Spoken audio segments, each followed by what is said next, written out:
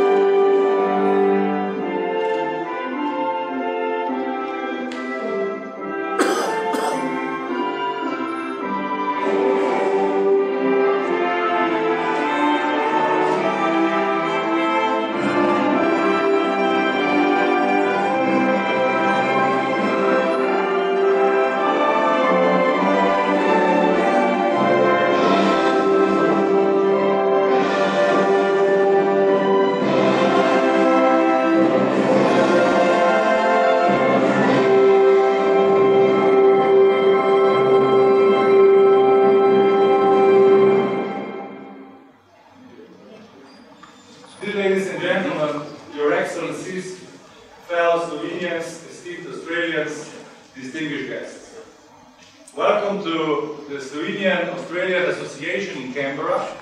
For a long time, the gathering place for Slovenians living in the capital and their Australian friends. I hope you will enjoy this little piece of my homeland, our culture, music, food and drink. First of all, I would like to thank our major sponsors, Harvey Norman and Temona Instruments, who kindly supported this event, the Slovenian National Day, the 22nd anniversary of independence of the Republic of Slovenia. Slovenia experienced its first days of statehood more than 1,000 years ago, when our ancestors settled in the Central European area between Alps and Adriatic Sea and founded the Principality of Carantania. Historians claim that this was one of the most democratic and avant-garde states of its time. It was no surprise then that in Thomas Jefferson's times, the writers of the American Constitution drew from the principles in the Carinthia state. After Austrian-Habsburg rule and Yugoslavia, again entirely new period in Slovenian history began, independent Slovenia. The 80s of the previous century saw the rise of strong democratic movements, and in 1990, Slovenia got the first democratically elected parliament and government. The communist regime in Belgrade refused the Slovenian proposal for democratic confederation in Yugoslavia. I remember as yesterday that warm evening in 25th June 1991 when all Slovenians, including me, as a very young member of the parliament, were on our feet. The day started not with pomp and marching band, but with a meeting in a convention room full of politicians and press. We unanimously declared and signed the Fundamental Charter of Independence. With this constitutional act, we legally established a single supreme authority on the territory of Slovenia. Diplomats received instructions to convince foreign powers to recognize Slovenia as a sovereign nation, and a declaration of independence was sent to Belgrade.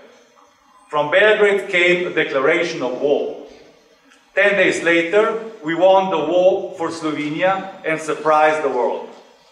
We defended our freedom, tore down a few hundred kilometers of the Iron Curtain for ourselves and for Europe. We liberated our part of Europe.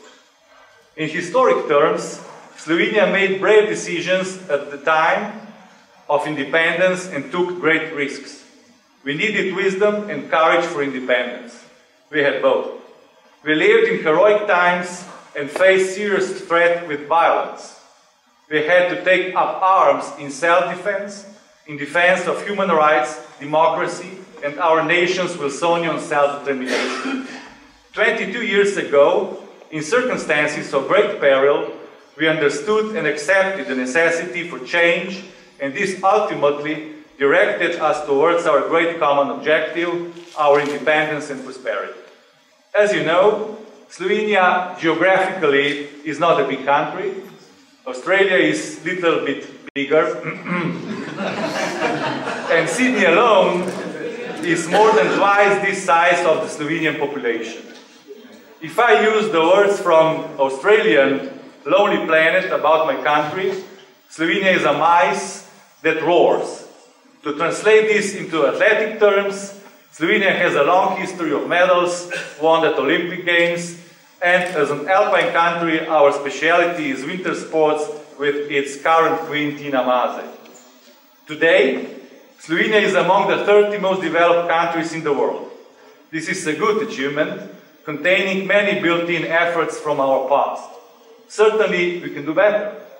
Today, just like other crucial periods in our history, we need change.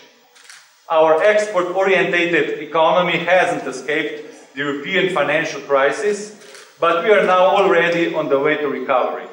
So, yes, Houston, we have a problem, but I am an optimist. Perhaps there is an impression that the European Union is in terrible crisis, especially by what is occasionally presented in the media. But the European Union is doing well, it is alive and kicking. The European Union is so much more than bureaucracy in Brussels. The EU is not just a blue flag with 12 stars and the beautiful Beethoven's anthem. Europe has a common European identification. We share the ideas of equality, democracy and human rights. We share our history and our future. At this point, let me congratulate our neighbor, the Republic of Croatia, on joining the European Union in a few days. As a Slovenian, I am an unconditional defender of the European Union. Maybe true fidelity is only possible in the form of resurrection. Our common European return to more Europe looks like Hollywood comedies of remarriage. The only true marriage is probably the second marriage to the same person.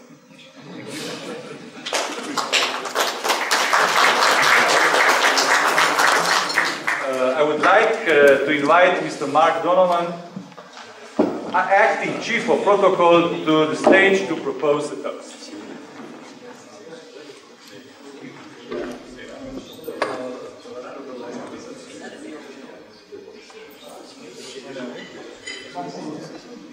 Your Excellencies, ladies and gentlemen, I have the honour to propose the toast to the President of the Republic of Slovenia. The President.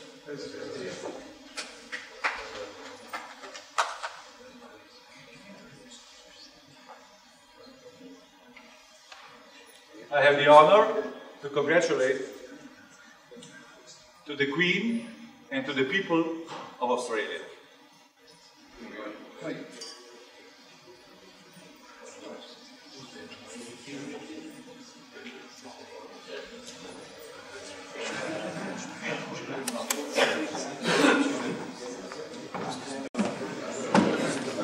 As I said, independence in the case of Slovenia was gained only 22 short years ago, but allowed my country to join the company of the free nations and countries of the world. Slovenia remains grateful to Australia for joining the group of countries who were the first to recognize Slovenia as an independent state in 1991 and thus paved the way to Slovenia's worldwide recognition. The President of the Republic of Slovenia, Mr. Borut Pahor, decided to recognize the achievements of 4 distinguished Australian statesmen who, in cooperation with the representatives of the Slovenian community in Australia, and in particular our great Honorary Consul-General in Sydney, Mr. Alfred Brežnik. Alfred, please come here. Profoundly contributed to the early Australian recognition of independent Slovenia. I would like to invite them to the stage. Please, first, former Senator and Australian Minister of Foreign Affairs and Trade, Professor Gareth Evans.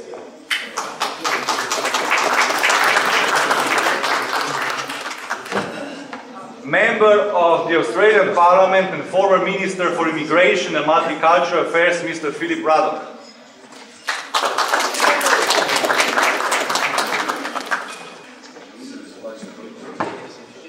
And Member of the Parliament of the New South Wales, Mr. John Aquilina.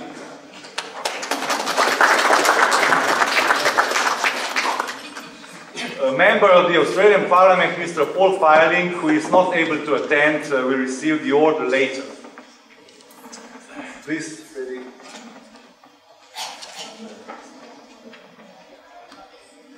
Professor Gareth Evans, former Senator and Minister for Foreign Affairs, showed a great deal of understanding for the situation in Slovenia in 1991. He frequently consulted with the representatives of the Slovenian community in Australia. He advocated peaceful solution of the conflict in the former Yugoslavia and showed respect for the Slovenian efforts to join the community of free and democratic countries. He recognized the struggle of the Slovenian nation for independence. After the Yugoslav attack on Slovenia, he sent warning statesmen to the Yugoslav presidency and notified the representatives of the Republic of Slovenia that the situation in their country was closely monitored by the Australian government.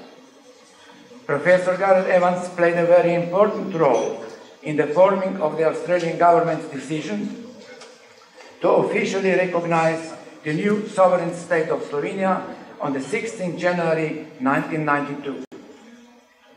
In so doing, he joined the ranks of those statesmen who enabled Slovenia to have democratic development and establish position and open access to international integration. Professor Gareth Evans, on behalf of the President of the Republic of Slovenia, the Ambassador Dr. Milan Balažic presents you with the Order of Services of the Republic of Slovenia. Evans, we are most grateful for the contribution.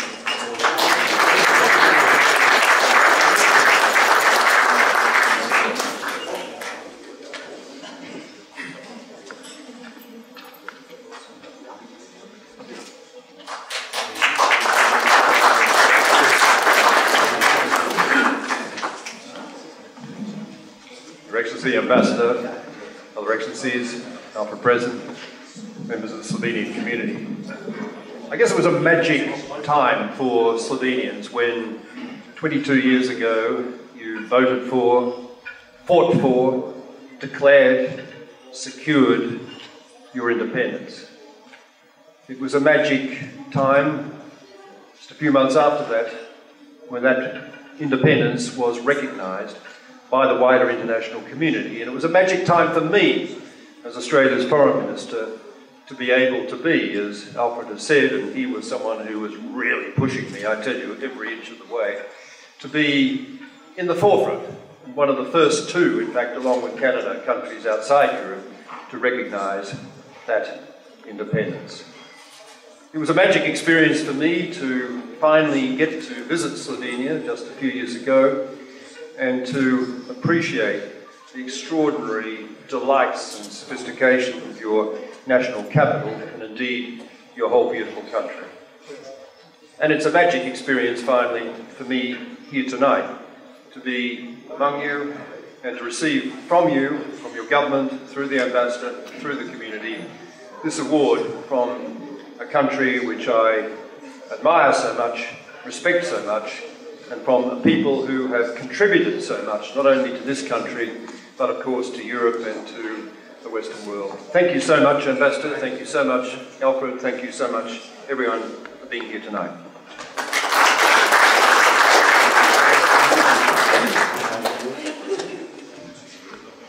Mr. Philip Ruddock, a member of the Australian Parliament and former Minister for Immigration and Multicultural Affairs, in 1991 and 1992, as a parliamentary opposition member, significantly influenced his political party, and as a result, the Australian Parliament to support the Slovenian effort for independence. This made it easier for Australia to adopt the decision on the recognition of the Republic of Slovenia. In challenging times of Slovenian efforts for international recognition, he met with the then leader of the first democratic government coalition, Dr. Jože Pučnik, and then Slovenian Minister of the Defense, Mr. Janez Janša. Through his approach, he enabled Slovenia to have open access to international integration and democratic countries. Mr. Ruddock, on behalf of the President of the Republic of Slovenia, the Ambassador Dr. Milan Balažic, presents you with the Order for Services of the Republic of Slovenia.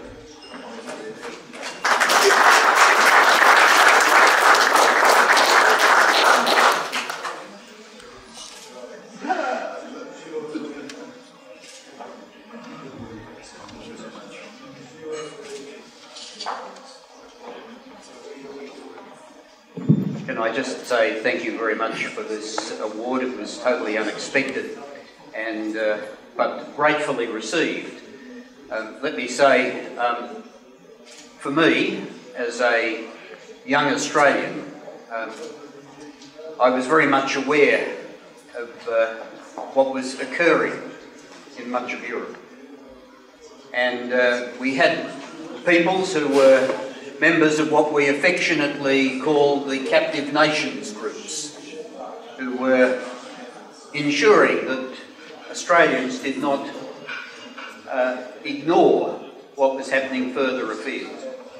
And many of those people involved were close and substantial friends.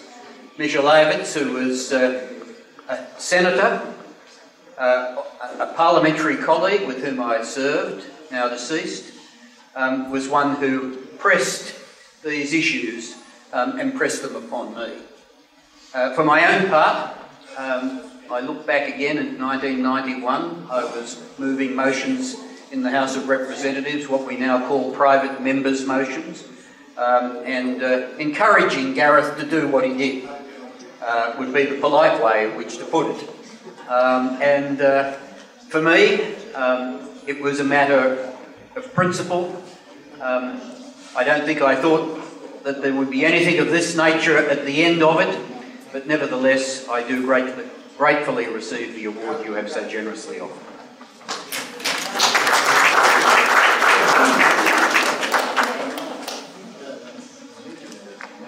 Mr. John Aquilina, a long-term member and Speaker of the Parliament of New South Wales and a former minister, has proven himself to be a true friend of the Slovenian community in Australia. As a high government official, he has proved this in word and deed over many years.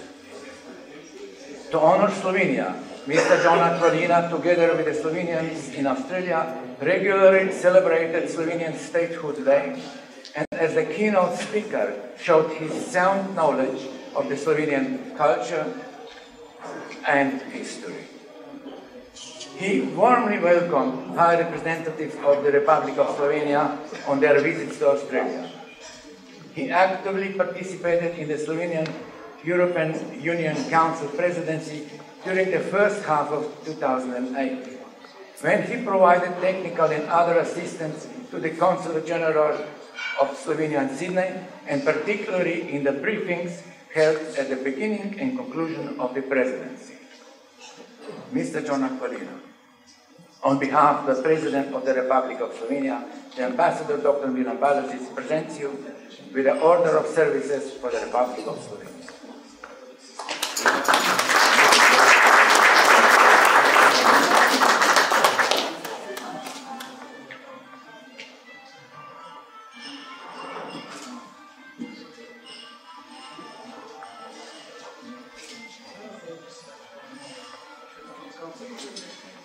Your Excellencies, Slovenian Australians, ladies and gentlemen. My contacts with the Slovenian community here in Australia began long before 1991. I remember how proud Slovenians were even before Slovenia was created in brandishing the Slovenian flag and in their efforts to proclaim free Slovenia. Afterwards, my days as a mayor and also as a member and as a long-term minister and then a speaker, I had the opportunity to become even more closely involved with the Slovenian community, particularly in Sydney. I'd just like to make a comment about the great contribution which Slovenians have made to Australia, because I'm not a federal politician, never was, but I do have lots of very close local contacts. And the thing that Slovenian Australians can be proud of is the fact that, although proud Slovenians, they're also proud Australians.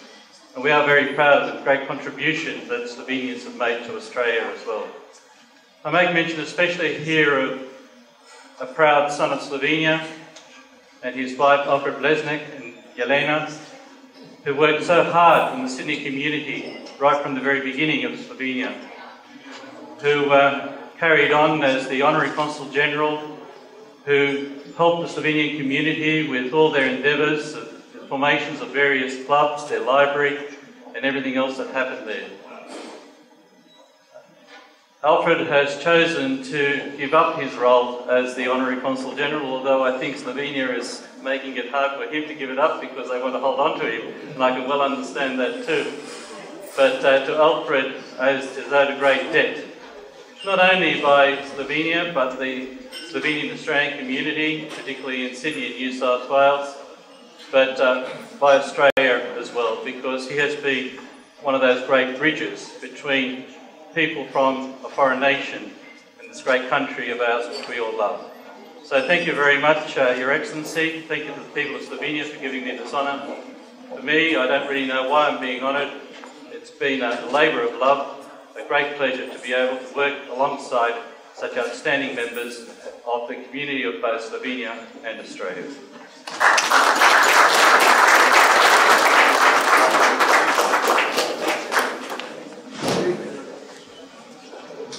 Thank you all for these nice words.